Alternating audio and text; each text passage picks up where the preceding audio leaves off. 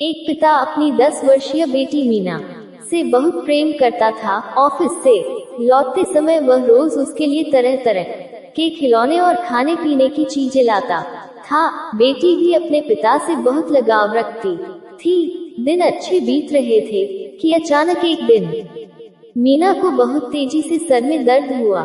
सभी घबरा गए। वे दौड़े भागे डॉक्टर के पास गए। मीना को डॉक्टर बचा नहीं पाए और उसकी मृत्यु हो गई। परिवार पे तो मानो पहाड़ ही टूट पड़ा और पिता की हालत तो मृत शरीर के समान हो गई। मीना के जाने के महीनों बाद भी वे न किसी से बोलते न बात करते, यहाँ तक कि उन्होंने काम पे जाना भी छोड़ दिया और घर से निकलना भी बंद कर दिया।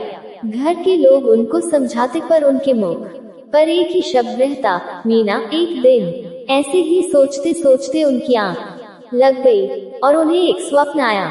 उन्होंने देखा स्वर्ग में सभी बच्चियां सफेद कपड़े पहने हुए और जलती मोमबत्ती लिए खेल रही है। तभी उन्हें मीना भी दिखाई दी। उसे देखते ही पिता बोले, मीना, सभी परियों की मोमबत्तियां जल रही हैं, पर तुम्हारी बुझी क्यों है?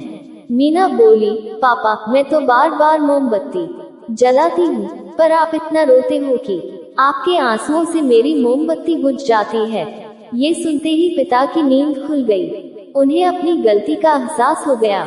वे समझ गए कि उनके इस तरह दुखी रहने से उनकी बेटी भी खुश नहीं रह सकती। मित्रों, किसी करीबी के जाने का दुख तो बहुत होता है, पर शब्दों में नहीं कहा जा सकता। पर कहीं ना कहीं हमें अपने आप को मजबूत करना होता है और अपनी जिम्मेदारियों को निभाना होता है, और इस तरह से मरने वाले को आत्मा की शांति मिलता है।